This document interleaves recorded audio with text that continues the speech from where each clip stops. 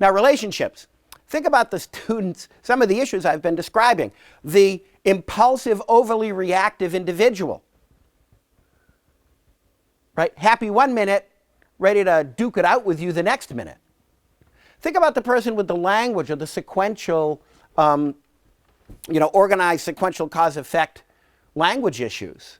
The person, think about them trying to tell you a joke. They tell you the punchline. Right? You ever talk to someone, they tell you the punchline of the joke. Oh, forget I said that. Then they start telling you the joke, and we're polite, so we listen. Oh, that's cute. Oh, that's nice. But we know where it's going. It's like, can you speed it up? I'd like this to end. Right?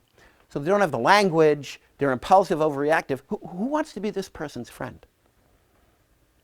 And in fact, usually not many. Students oftentimes really want connection and are very good at those initial components of connection, but don't really know where to take it after that. Again, the mindful brain isn't working. The reactive brain is working. So something might happen at recess, overreaction. Something happens in a line, someone stumbles on them, they're pushing back. Right?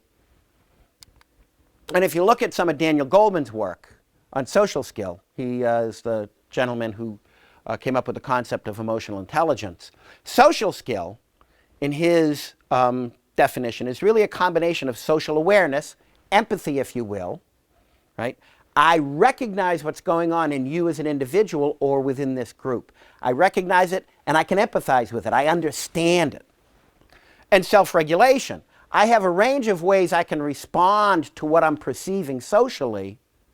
So let me choose the one that I think is most appropriate to what I'm perceiving. So we select the right behavior to go with our correct perception of the social setting, social skill. And you'll notice that they all leverage off of self-awareness. The self-awareness of the individual is the cornerstone of social skill. Without self-awareness, if I don't know what it's like to feel happy, sad, if I can't recognize that in me, how do I recognize that in you? So my ability to read and empathize in a situation is extraordinarily hampered if I don't have that skill. Likewise, if I'm not self-aware of what I'm doing, if I'm totally reactive, it's not like I'm thinking about, gee, how do I want to behave in that situation? I'm just reacting. That's not regulation, that's reaction. So if I'm not self-aware of, I have choices, let me slow down, let me be thoughtful here, I have no self-regulation.